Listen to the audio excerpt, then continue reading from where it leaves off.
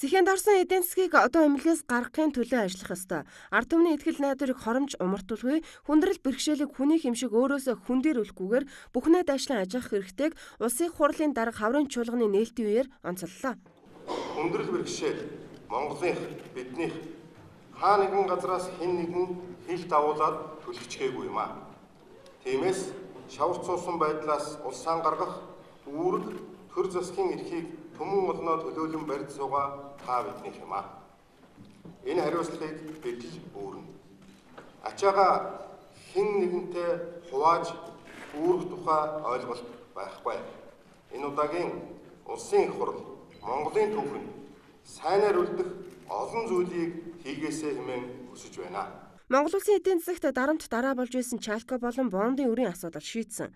Гэвч энэ нь санаа амраад саамшраад суух зүйл биш гэдгийг улсын хурлын дарга инх болд гишүүдэд хандан хатуу санууллаа. Асуудлын цаана гарахын тулд алхаж биш өсрөх шаардлага зайлшгүй тулгарсан.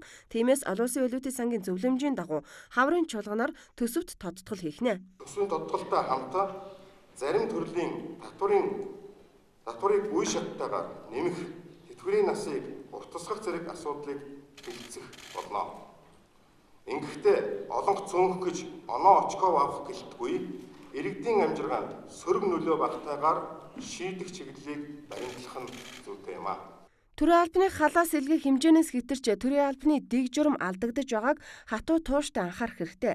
Төрөөр далайлгаж намын нэр барьдаг ужигэрсэн тогтолцоог уул мөргөө алга болохын тулд хариуцлагын тогтолцоог хаврын чуулганы үеэр мөн хуульчлах гинэ.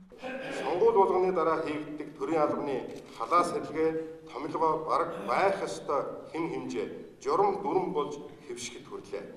Намын нэрээр гол барьж төрийн болон бүлэглэлийн хэлхээгээр төрийн албыг торлох үзэгдэл байсаар л байна.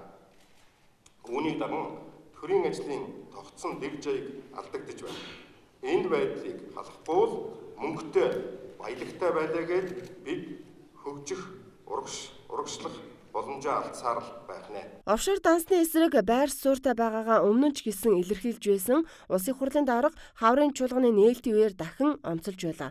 Тэрээр төрд офшорчдыг орогнуулахгүй гэдгээ илэрхийлсэн юм а. Офшор гэдэг үг уулзалт хийсэн газар бүхэнд иргэдийн амнаас гарч шүүмжлэн хэлэлцэж байна.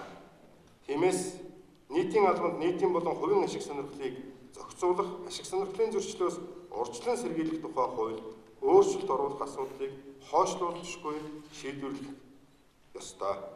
Миний хувьд төрийн алба хашиж буй хүн офшор бүсэд данстай байж огт болохгүй гэсэн хатуу байр суурьтай байгаагаа хэлье. Бизнес эрхлэхэд байнга хэрэглэгдэх хууль тогтоомжуудын салбар бүрээр шүүн судалж, хүнд зуртал үүсгэн, хээл гахуулын нөхцөлийг бүрдүүлж байгаа хууль тогтоомж, дүрм журмыг хүчингүй болгох, цаашид эрх зүйн орчныг сайжруулан, түүнийг тодорхой хугацаанд тогтвортой мөрдөх арга хэмжээг цаг алдалгүй авч хэрэгжүүлэх шаардлагатайг засгийн газарт санууллаа.